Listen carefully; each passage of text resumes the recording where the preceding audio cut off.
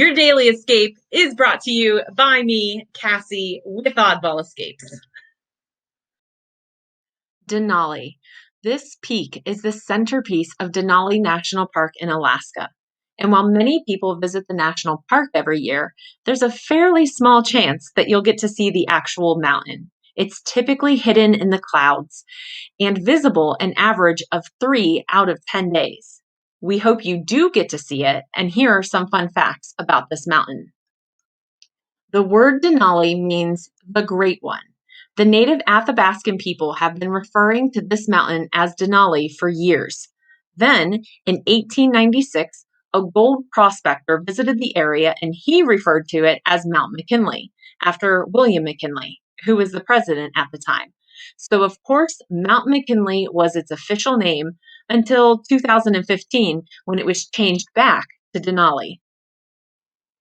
Did you know Denali is the highest mountain peak in North America at 20,310 feet above sea level? It's the third highest of the seven summits. What are those?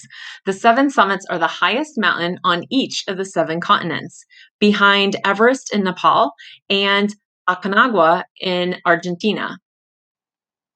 Technically, these two are higher than Denali, but did you know that higher and taller are measured differently? The highest measures from sea level to the top of the mountain, and in this case, Denali is third, but tallest measures from the base to its summit, and Denali is taller than Everest. Denali raises 18,000 feet from its base, and Everest only rises 12,000. Kinda cool. Denali is so tall that with absolutely clear weather, it's said that it can be seen 200 miles away. That means if you are in Anchorage on a clear day, you may be able to see Denali looming over the horizon. That's awesome. That's over 130 miles straight shot. And as we see in photos, Denali is permanently covered in snow. There are dozens, if not hundreds, of glaciers on Denali, some named and some unnamed.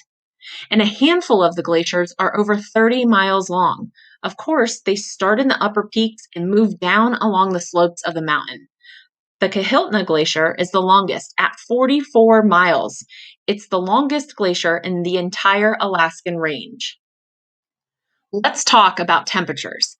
An automated weather station has been placed on the mountain. It's at 18,700 feet and it records the temperatures. It can be minus 75 degrees on the mountain. And with wind chill factored in, try minus 118 degrees. Talk about extreme cold. That's cold enough for a human to freeze in an instant.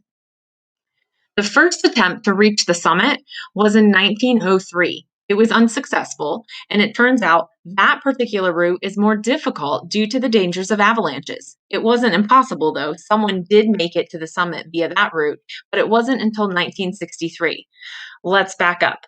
The first route that proved successful was accomplished in 1913 by four men, Carstens, Stuck, Tatum, and Harper.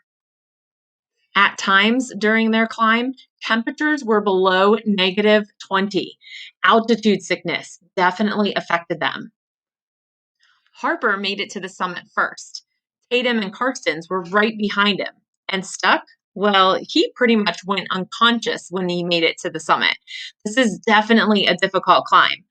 Since then, more than 32,000 people have attempted to reach Denali's summit, but only a small percentage have achieved this feat.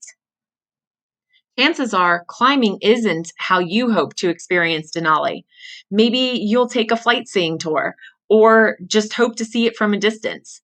We hope that the weather cooperates when you're visiting Denali National Park so that you get to see this beautiful, iconic mountain.